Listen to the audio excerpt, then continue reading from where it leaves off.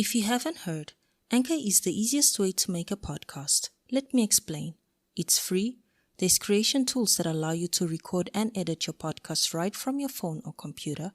Anchor distributes your podcast for you so it can be heard on Spotify, Apple, and many more. You can make money from your podcast with no minimum listenership. It's everything you need to make a podcast in one place. Download the free Anchor app or go to anchor.fm to get started.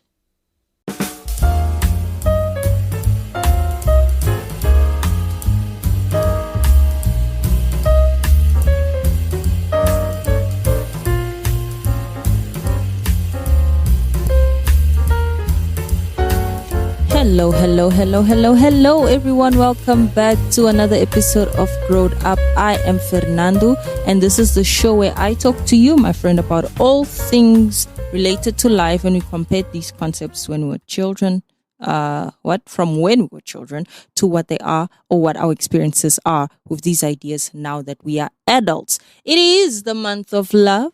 It is a new year. Happy New Year. I haven't seen most of y'all for a long time.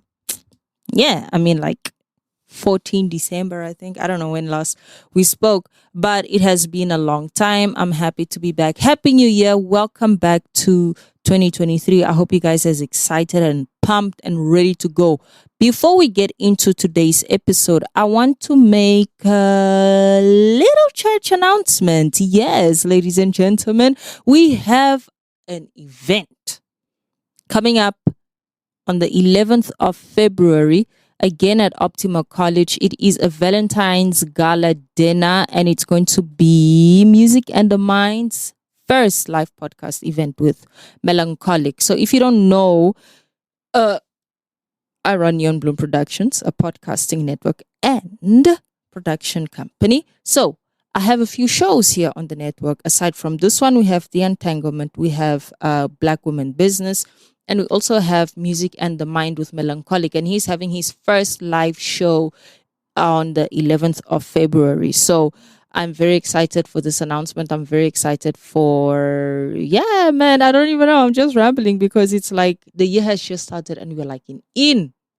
Okay, we are within. So more details are going to come up soon, but I'll also leave some information on the show notes below about this event. And it is called Umjolo 2K, which roughly translates to Umjolo today. It's basically dating. We are dealing with relationship issues because it's Valentine's, y'all. What are you talking about? What else are we going to talk about other than love-related things? Which brings me to today's episode. We are going to deal or talk about the evolution of love and relationships over time. One last thing before we proceed, please click on the subscribe button right now where you are. Please follow, press follow if you're listening on Spotify, Apple Podcasts, wherever it is that you like to listen to the show, so that you don't miss any new uploads, friend. So we are going to talk today about the evolution of love and relationships. We're going to go a little bit back in time. We're going to go back in history and see where do we come from. And where are we today? Why do we behave the way that we behave? Because y'all know I'm a believer in the fact that things from the past affect behavior today. This is true for anyone. Your childhood traumas affect your influences your adult behavior in different facets, different areas of life. So why wouldn't an entire species, if it does that for us on an individual level, why wouldn't it do that to us on a species level? Nah? Yeah. If it does it to the individual, why does it not do it for the species of the human level? Right? So let's just go back right to where we come from. First, before we even go back there, I want to take you back to my idea of love and relationship as a Babat, right? Because first we have to explore, what did we understand from this? What I understood about love and relationship was that there was just this thing called love, right? You grow up and you fall in love and then you kiss and then you get married. That's kind of like the basic childhood idea that I've had of love, because I did understand that you had to fall in love with someone. That was very clear. What did that mean? What did that entail at the time? I don't think I'll be able to say to you that like, oh, I had a full understanding of what love is. Nah, bitch. Nah. I just knew that love was a thing that you needed to have before you married someone, right? And from that, then you can start thinking about getting married and having babies. Now, how to have babies, she did not know. She learned it later on, but I mean, a 5-year-old, I don't think even considers that. But I believe that at 5, you kind of have an idea of needing to be in love before you kind of proceed with somebody, right? So I did have that notion. But where am I now? Let's find out. But before we find out where I am today, let us go back to where we all were in the past, okay? Hunter-gatherer era.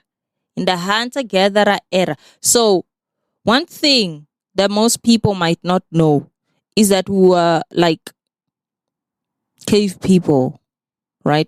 We were cave people. The man should come, should be like, hey, you be my woman. Should knock your head over your head, and then you faint. You'd be like, oh my God, I did faint. And then you wake up in the cave and it's like, oh no. But no, it wasn't. It wasn't that. But there was a structure, right? So relationships and love as we know them today, obviously they were not a factor during this era, because it was all about survival, right?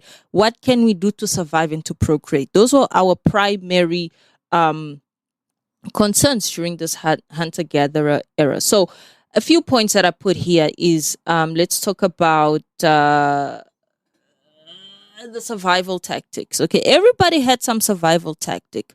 For women, was find the strongest man and procreate with him, okay? Because in this way, the strongest man is able to provide for you and for your offspring, okay? And therefore, your chances of survival and your offspring's chances of survival are higher if you are attached to a strong male, right? So, that kind of entails that if I, as a woman, right, needed to survive in this world, I would need to find a strong man. I am sure, okay, and mind you, first, I'll even like put this very clearly. I guess I should just make this disclaimer from the beginning.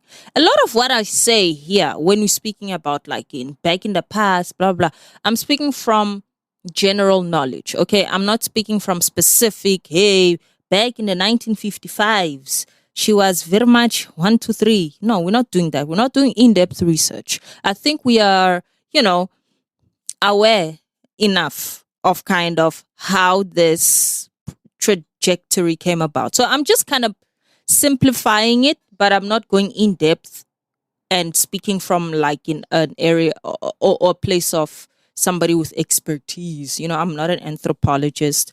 I actually would want to be one.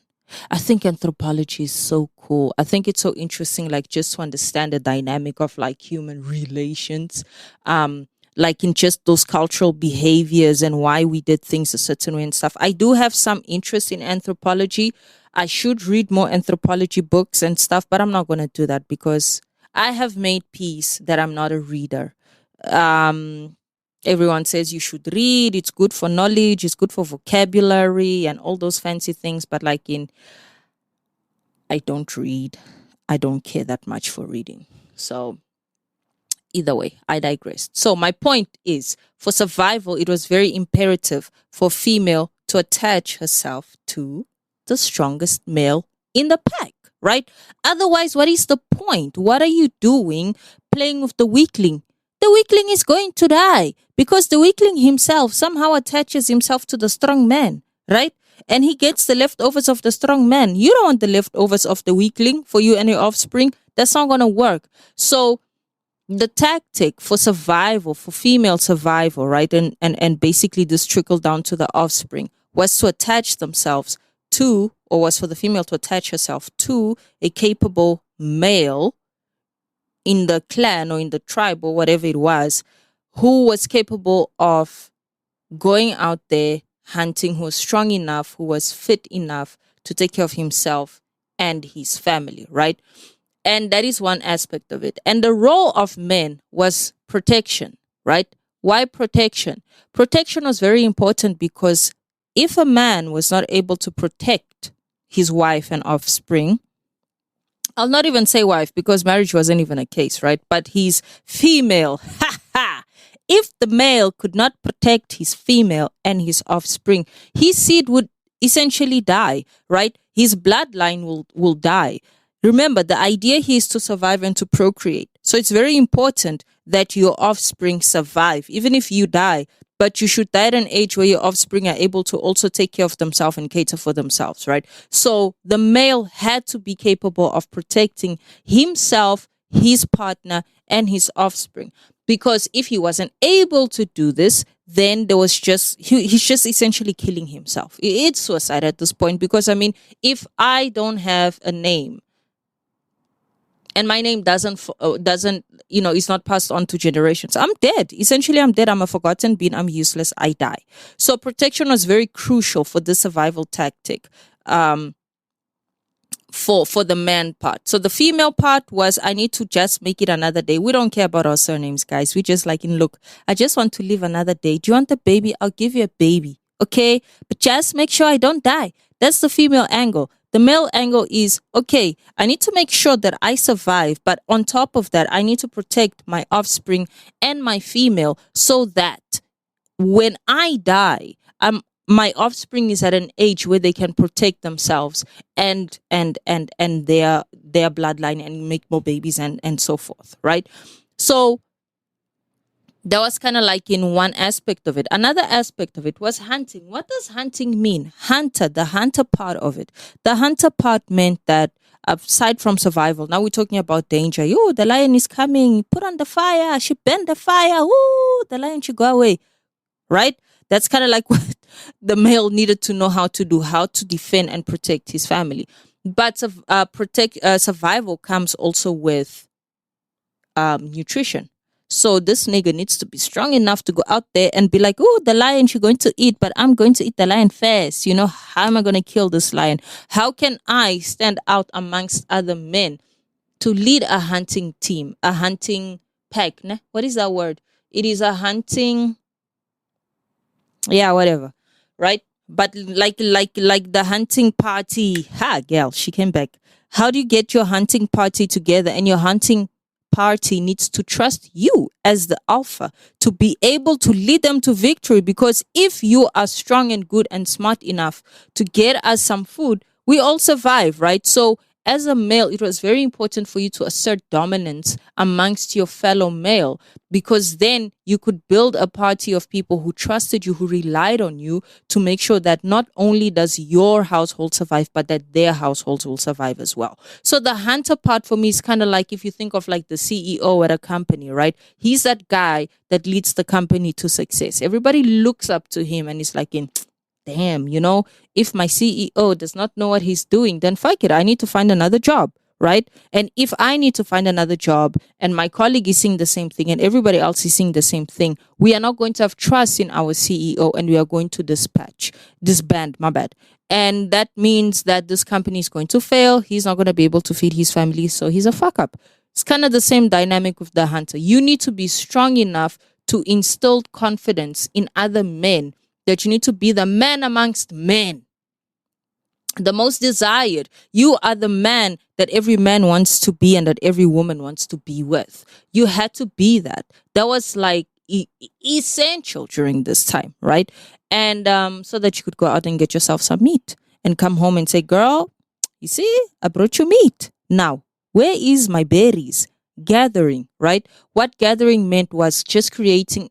This is some of what I'm saying also kind of has a little bit of symbolism to it, right? Because like when I think about it on a larger scheme, but obviously it was a survival thing, right? But on a larger scheme, it's kind of like that family building situation where I'm home, I'm the woman, go get some berries, go gather some twigs and make sure that the stuff at home are ready so that when the hunters come back home, we are ready to feast. Okay.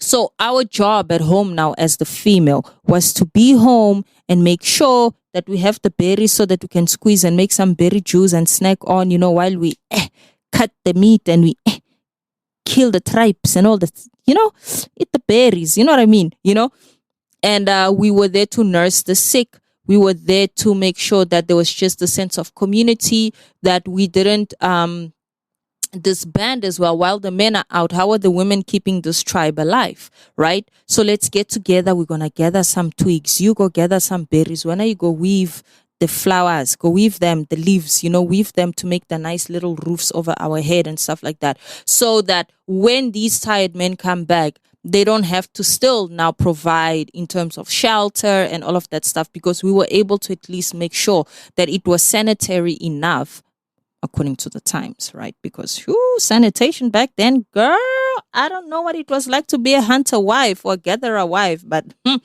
I don't want to know.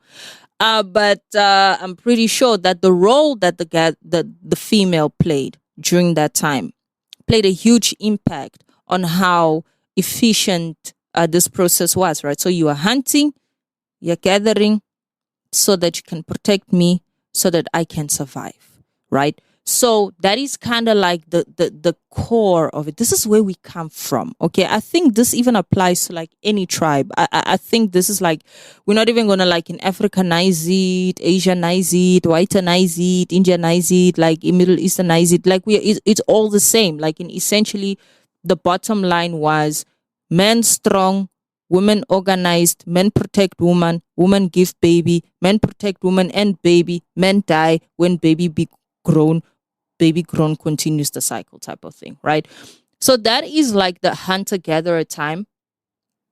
And then, of course, we evolved now to the Middle Ages. This is the time where everybody kind of started romanticizing shit, your Romeo and Juliet. Oh, Romeo, come die, dying for love. These acts of like crazy acts of love where knights would sacrifice their lives to impress women, or to get their or risk their lives rather than sacrifice, but risk their lives just to impress the women that they were attracted to, and at this point now, I'll say like we are starting to look at how because of just there's now this social, because remember also the way we interacted as a society has evolved. At this point, people are more civilized. Civilization is a little bit more like in solidified, right?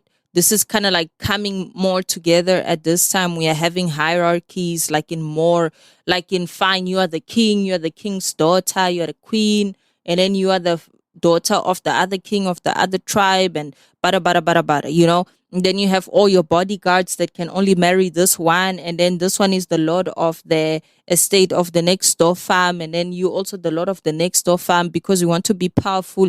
Let's put the children together, they make babies, and then that one baby becomes a powerful baby, and then that other baby also, we put that baby together with that other one. Like, you get what I'm saying? Like, everybody now started to enter this game of like in progression. But again, ironically enough, or interestingly enough, if you look at it, the means for progression was, getting together, love and relationship, right? Power was or people were utilizing love and relationships to attain more power. Knights were going up the ranks because they would try to get involved with the Lord's lady, a Lord's daughter or whatever, and if you are by association married to this one, you now are a Lord, and depending on where you are and so forth, right? And we still have to now deal with the acts of bravery, right? With the acts of like I will risk my life for you. Okay. So that whole romance of like, I love you so much, girl. Can you be my bitch? Please. I'm going to put my heart on fire because I love you and I want you to be mine forever. So you kind of had that. This is kind of like the emergence of romance. Okay. Courtship. All right. I'm not an easy bitch. Okay. I'm not just trying to survive at this point. Now, I'm not just trying to survive because my daddy is a lord. My daddy has a farm. What does your daddy got? right? What do you bring to the table? Because you cannot tell me that I just need to be grateful that you want me and because you're gonna protect me. Now people had to start courting, they had to start convincing women why they were worthy of their love, why they were worthy of mating, why they were worthy of having them as their primary and only partner. Then men had to start being more respectful. I open the door for you, my lady, fall off, Oh, I take off your coat. Are you cold? I put on your coat. Then men started doing things for women, chivalry, started gift giving, right? This is what I can provide. If you come to me, I can give you more. Today I give you flowers. Tomorrow I'm giving you jewelry. And then I'm bringing you gold. And then I'm bringing you this, right? That's chivalry. That's courtship right there. I actually put the two together, chivalry and courtship. But it's kind of that, right? Like during that courtship, and I believe even that chivalry comes from courting, because chivalry is essentially what? Ladies first, and men being respectful, and kind of treating women like little flowers and stuff, as delicate as we are, kind of like, oh, you're so cute. I don't want you to break. So let me carry you over here, girl. You don't gotta do nothing. I'll do everything for you. I'll open the door for you. That's, I think, where chivalry comes from. And eventually, what is the next point over here? And then we have this whole, I guess this kind of comes together with romance, right? And the whole idea that on top of being courteous, on top of being chivalrous, right, and romantic, I will still kill for you. I will go to war for you. I will protect you. So this is still a huge currency in terms of relationships in this time, in the Middle Ages, right? It's still very imperative that the man is able to protect and provide for the woman, all right? It's very imperative that she feels safe, and therefore she will give herself to him, because she knows that hers and her child's survival is well accounted for, because the man that I chose, the man that I decided to be my husband, is capable of taking care of me and my child and protecting us, right? So that's kind of like where the whole I think the pattern even that we can kind of like start to feel or look at is sorry, I'm looking at my screen because it's hitting me now that one common narrative, right, is protection. It's very important for a man to be protective and to be able to protect his partner and his baba and all of that shit, right? Because if you can't do that, essentially what are you? Like a nobody, right? And it's crazy to me that it's almost seeming like people feel as if chivalry and courting right now is like harassment or something. I don't know. The way things have changed is just crazy, but let me not jump ahead. But now I'm going to jump forward to currently the 21st century. The 21st century, ladies and gentlemen, was quite interesting. This is when, I can say that technology started playing a role on how we present ourselves. Social media came in, even like in stuff like beauty standards back then, even if we want to kind of go back before social media, 19th, 20th century to the 21st century, the whole idea that you have to look a certain way to be attractive. You see, now I feel like the roles were changing, right? Where women now had to put in the effort to be presentable, to be attractive enough, to be desirable enough for a man, right? And it wasn't even a case of, I need to be skinny for a rich man. No, if you want a man, you don't get fat. If you want a man, you are clean. If you want a man, you know how to cook. If you want a man, you need to do this. So like the messaging, and this actually even jumps way forward than where I want to talk about. So let me even try and maybe go back to the 19th century, right? Where the dynamic there was man, courts you, chivalrous and all of that stuff. But now housewife, okay?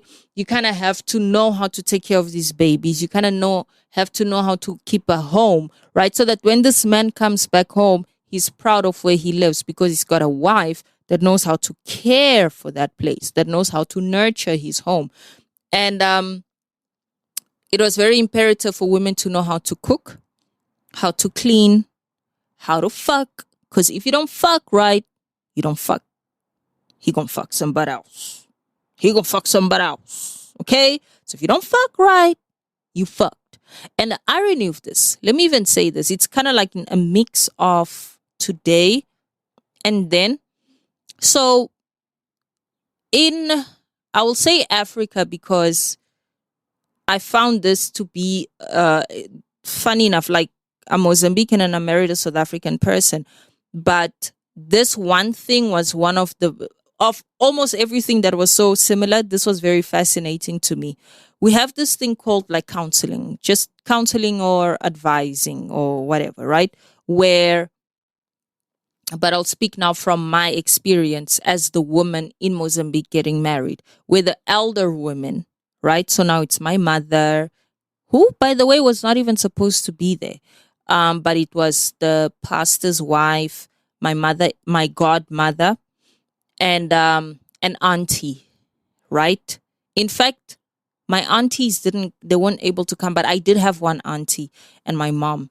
And you sit down as the bride to be, and these women tell you the things that you're supposed to do for your husband, the things that you're supposed to know, how you're supposed to please your husband, literally sexually, that you cannot just lay there and say to him. I remember even the one thing they told me, let me make you guys laugh, nah? I remember even the one thing they told me was like, it was like, oh, you know, my child, oh, sex is so wonderful.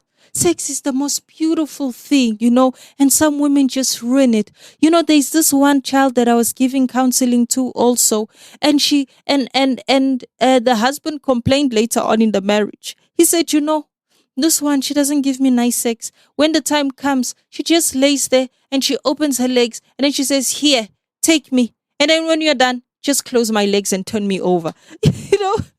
And just like, don't do that. When you are in the moment, you have to enjoy, okay? You have to move with him. You have to let him know that he's doing a good job and all of that. And these are older women counseling me on how to fuck. How cool is that? Weird, but fascinating, right? But that is how the culture is. They told me about that, like in how I need to be sexually engaged. Even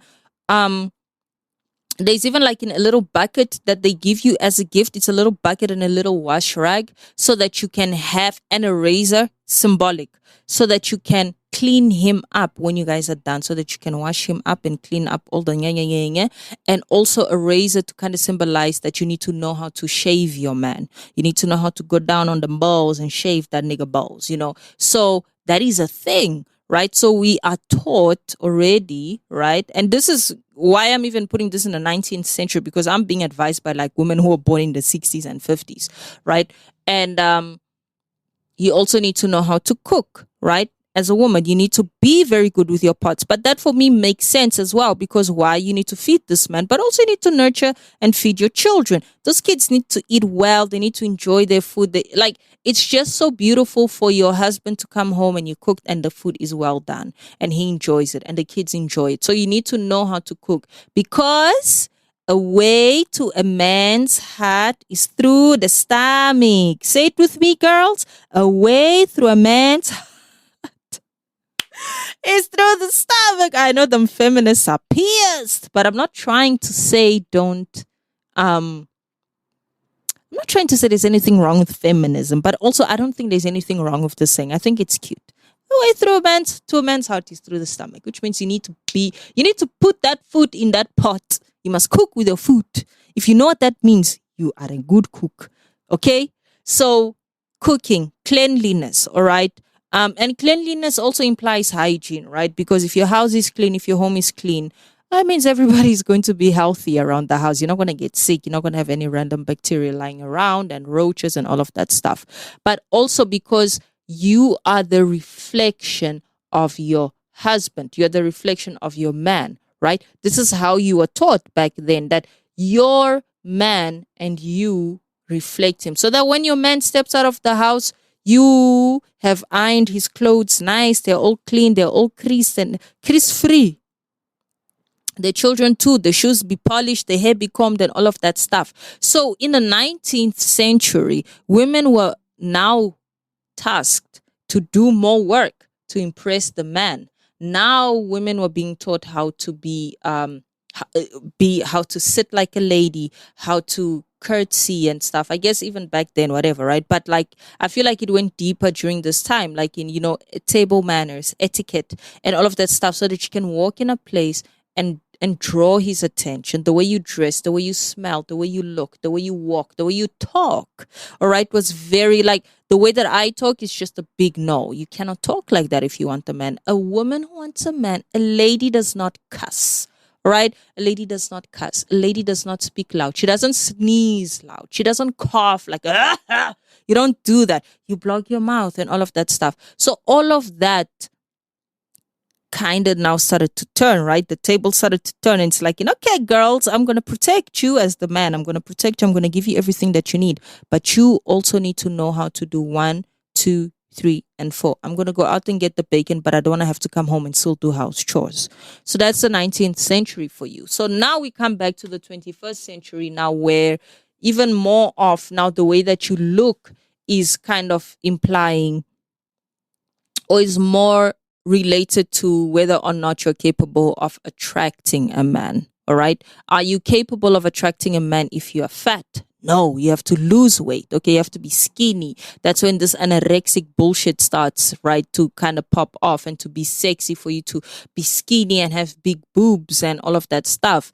And because this is now your gateway to getting a man. And then we have technology that kind of enhances what men's apparent desires are, because they're saying, hey, a man wants this. And then you open the Instagram, you open the TV, you open the magazines. That's what it shows you, that this is what men like. And those standards kind of like started to create a bit of animosity, because now what comes with all of this, what comes with all this pressure and all this this intensity behind you need to do this and so forth. Now we start looking at your social media, right? Or rather, the gender roles.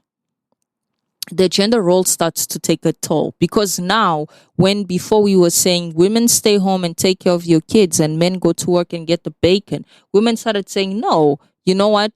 I also want to be able to stand for myself and do something and bring home the bacon, right? So I don't have to be a housewife. I also want to be, I also want to be a working mom. I also want to be a career woman.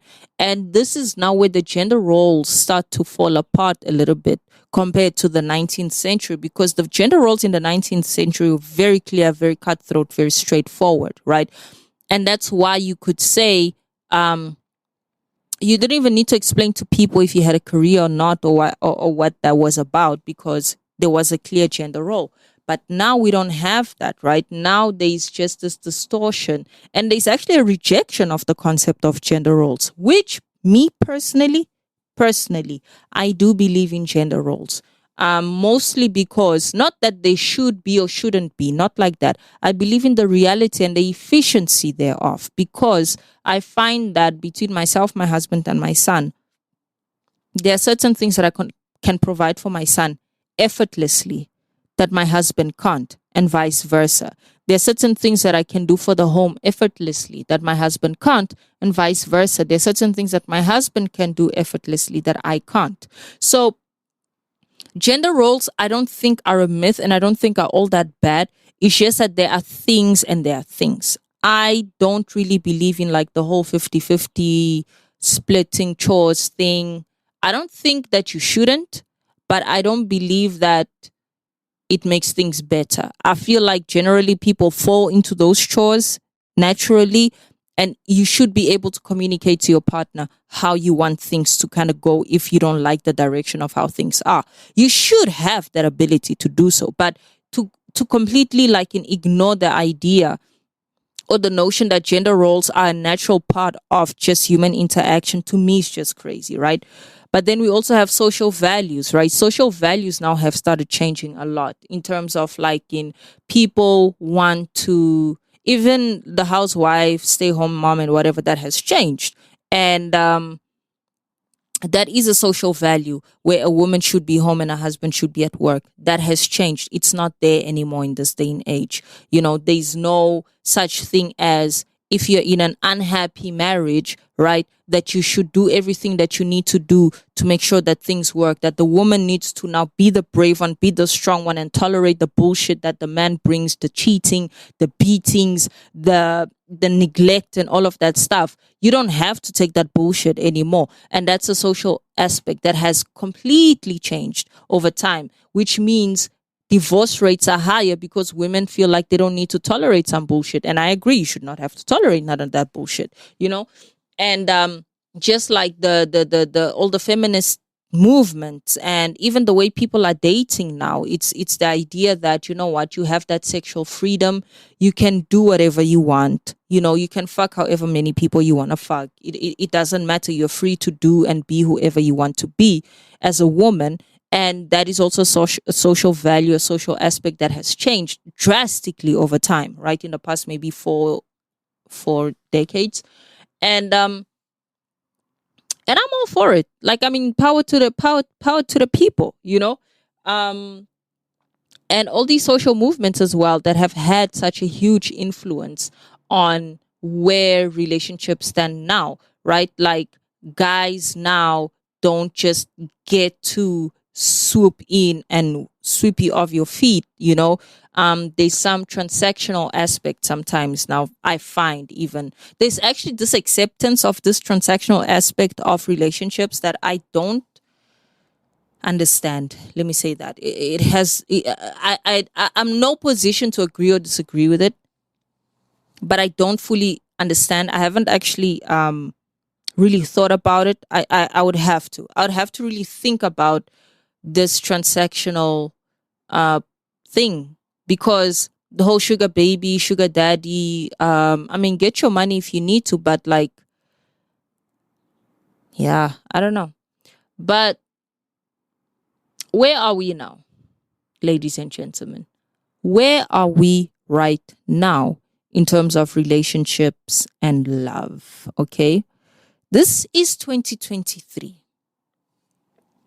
This is 2023. And one of the things that I have to say that has changed from everything that we have discussed, everything, when we go back, I feel like we kind of have a best understanding of where love and relationship comes from, our need, and the way we are wired to doing things, to wanting certain things, right? I think we kind of have a very surface level understanding, general, but quite a concise and agreeable understanding of what it used to be back then in the hunter-gathering.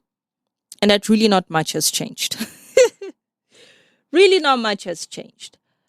Except for the influence of social media right now in relationships. I think it's so childish that people place so much value and rely so much on social media activities to kind of determine their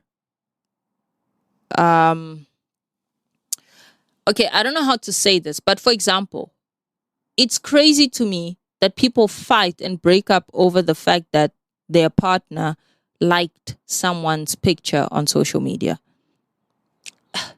Why are you even on like what? It's weird. Okay, oh, you're following her, or you unfollowed who, or you're doing this, oh, you don't post me no more. Like all of that is just so bizarre to me that people they measure or quantify how much you want to, or how much you love or don't love someone based on how your social media interaction is with that person, right? Like people can literally feel like because you don't post pictures of me enough on social media, you don't love me. You're trying to hide. You don't want to tell people about me. You don't want people to know that you are in a relationship with me or whatever. But completely ignoring the fact that this person probably never posts on social media. They just do have a social media account, but that's not what they do. Social media kind of like has that, which is very weird and very unnatural for me. I can't understand it, Online dating is another aspect of today's era that's quite interesting. interesting to me. I don't have a lot of experience, if actually I have zero experience with online dating. I think it's great for the sake of time, also for the sake of, effort and distance, and just kind of like getting straight to the point and see if you can find somebody who you are sure you can assume, let me rather say, you can assume somewhat has the same desires or wants the same things that you do, so you can kind of put it there like, hey, I'm looking to fuck, I don't want to get married. And then everybody who's just looking to fuck is going to come and reach out to you. Hey, I'm looking to settle down, I want the relationship, blah, blah, blah. And then those people are kind of going to come together, right? So online dating is just a very fascinating concept. But like I said, I actually shouldn't even be speaking on this because I know shit about online dating. You know what? I should actually do a talk with somebody who's in the online dating space, and then we can kind of explore that idea, right? Because I don't think there's anything wrong with it. I honestly don't. I honestly think that it's actually a good thing. But like many other things or everything else, there's good and bad to it. But I think online dating is one of those things that has helped and has saved a lot of time for a lot of people and a lot of effort. And I think it's quite cool, What?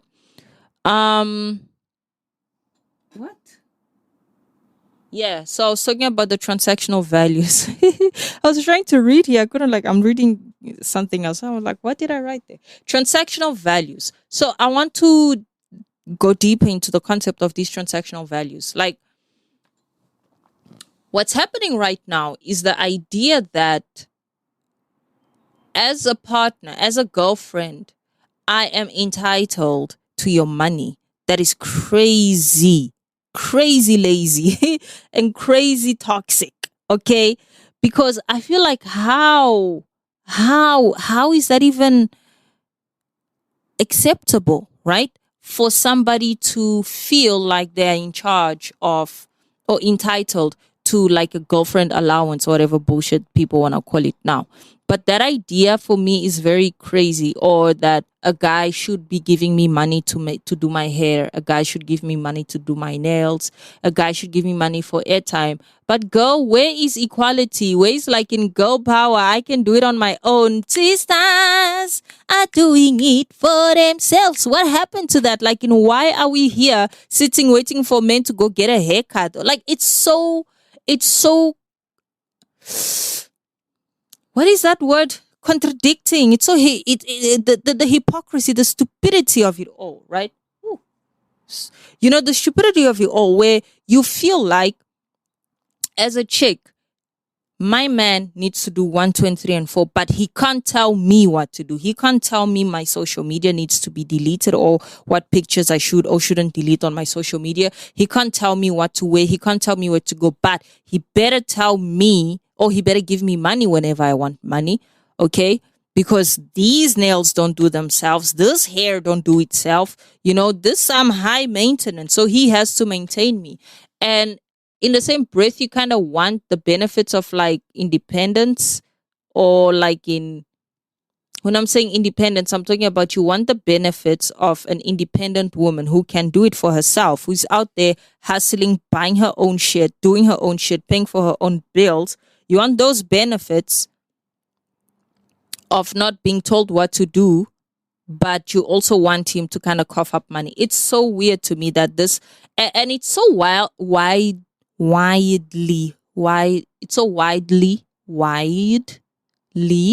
accepted that it's like, I don't feel sorry for anyone that is partaking in this. I don't feel sorry for men who are partaking in this activity. Like, if you are paying to watch girls on stream and feel like, oh, girls don't like me, they only use me, I don't know, I don't think I can feel sorry for you because you're accepting it, right? Like, you are allowing yourself to be used for money, and you're spending money on someone that does not have no interest in you other than your financials, right?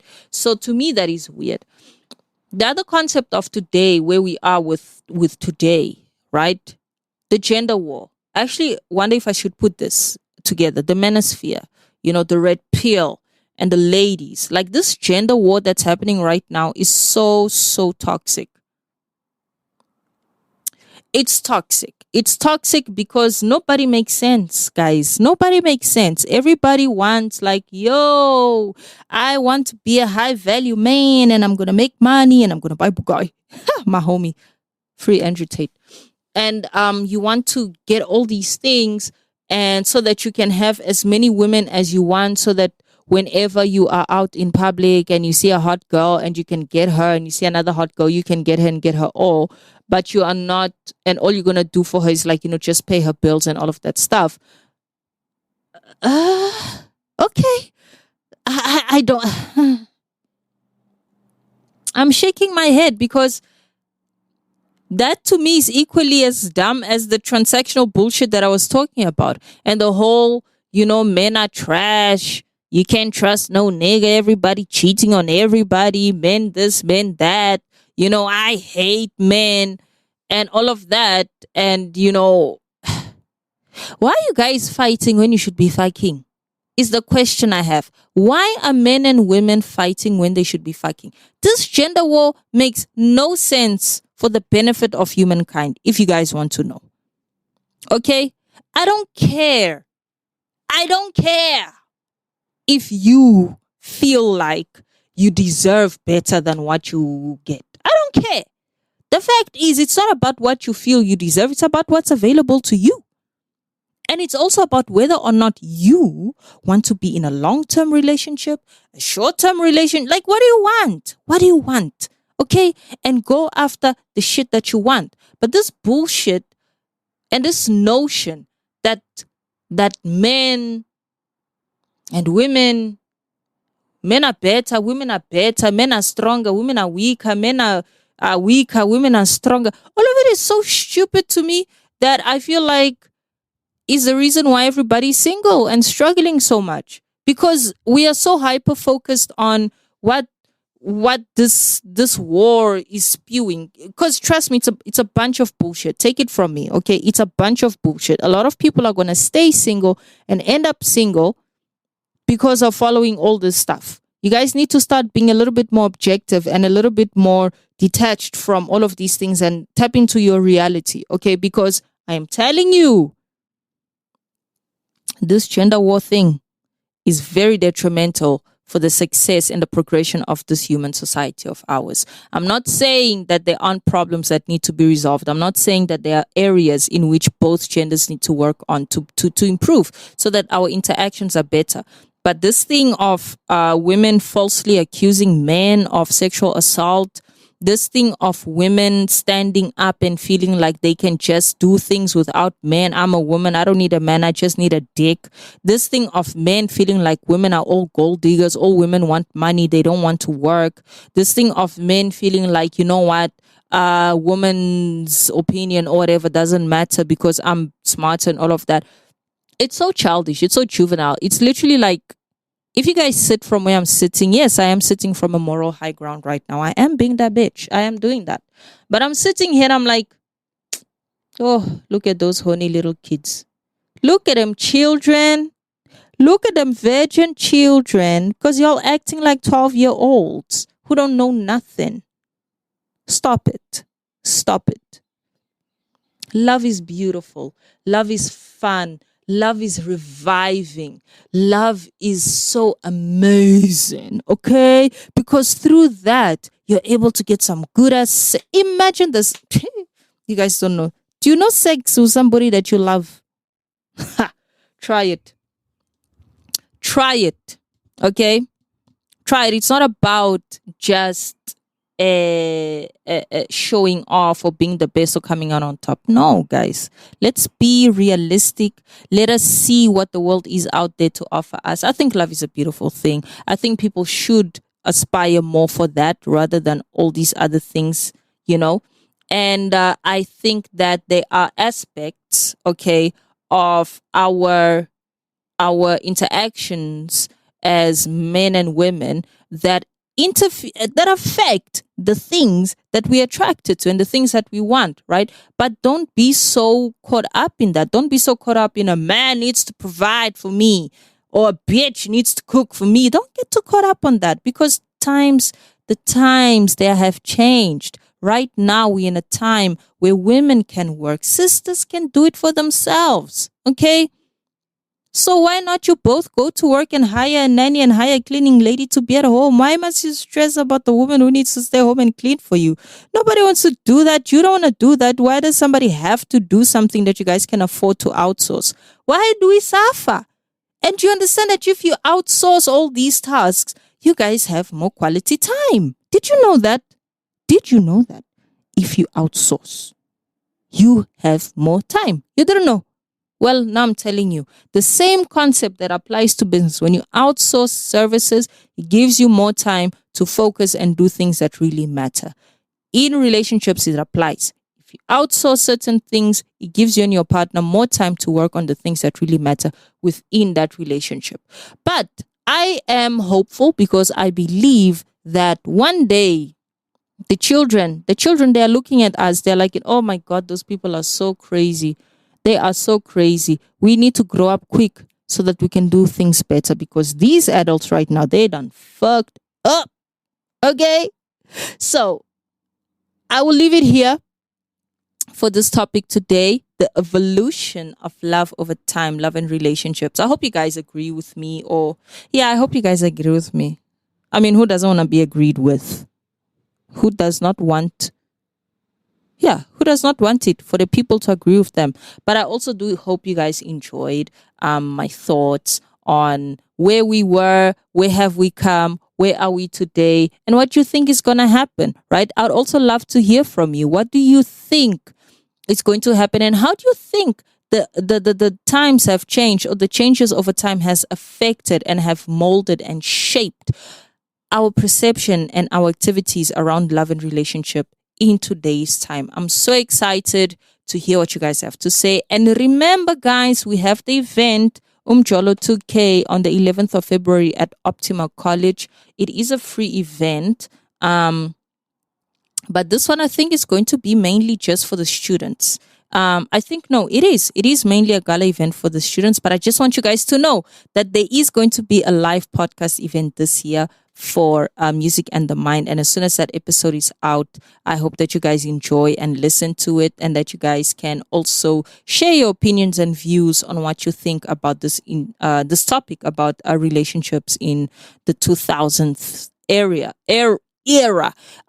So thank you so much. This is it from me today. Don't forget to share, to subscribe, go on over to Apple Podcasts and follow the podcast so that you don't miss any new uploads. Okay, Spotify, Google Podcasts, wherever it is that you listen to your podcast, go ahead and listen, as well as YouTube. Subscribe, share, leave a comment below. I'd love to hear your thoughts on what you think about the evolution of love over time. That is it from me, Fernanndo, today. And don't forget, friends, to always lead with kindness, because we already have a lot of assholes today, and we don't need any more to make our shitty lives even shittier. I love you, and I'll see you next time. Bye.